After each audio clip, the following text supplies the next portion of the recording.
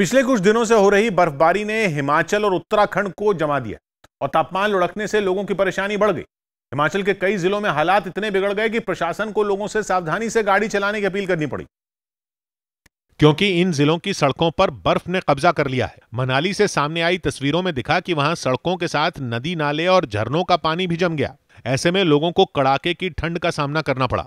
इन हालात में ठंड के साथ लोगों को और भी कई मुश्किलें उठानी पड़ी। ठंड तो सबसे मेन जो इशू है ही है ना यहाँ का। उसके अलावा यही है हमारे को सबसे मेन इशू है मतलब पानी का। यही नहीं, मनाली में बर्फबारी की वजह से लोग जहां तहां फंस गए। एक इलाके से जो तस्वीर सामने आई उसमें दिखा कि बर्फ ने गाड़ियों के पहियों को भी जकड़ लिया। कई घंटों की मेहनत के बाद उन्हें धक्का देकर या दूसरी गाड़ियों से खींचकर वहां से निकाला गया।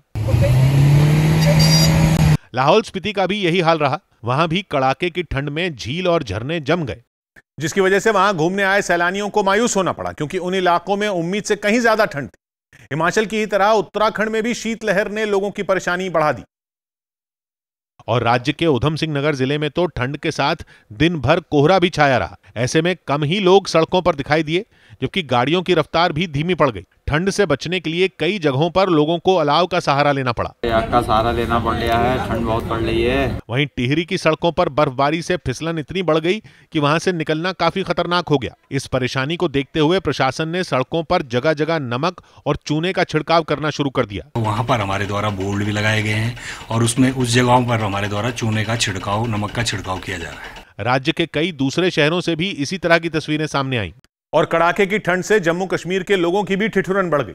इस बीच वहां सुबह से चिल्ले कलां की भी शुरुआत हो गई, जिसका मतलब है कि जम्मू कश्मीर में सर्दी के सबसे मुश्किल दिन शुरू होने वाले हैं और ये टॉर्चर अब 40 दिनों तक लोगों को सहना पड़ सकता है। यही नहीं, इस दौरान तापमान खतरनाक स्तर तक नीचे चला जाता है। फिलहाल कश्मीर में जबरदस्त सर्दी है। रात का जो दर्जा हरारत था वो था -5.8 डिग्री सेल्सियस।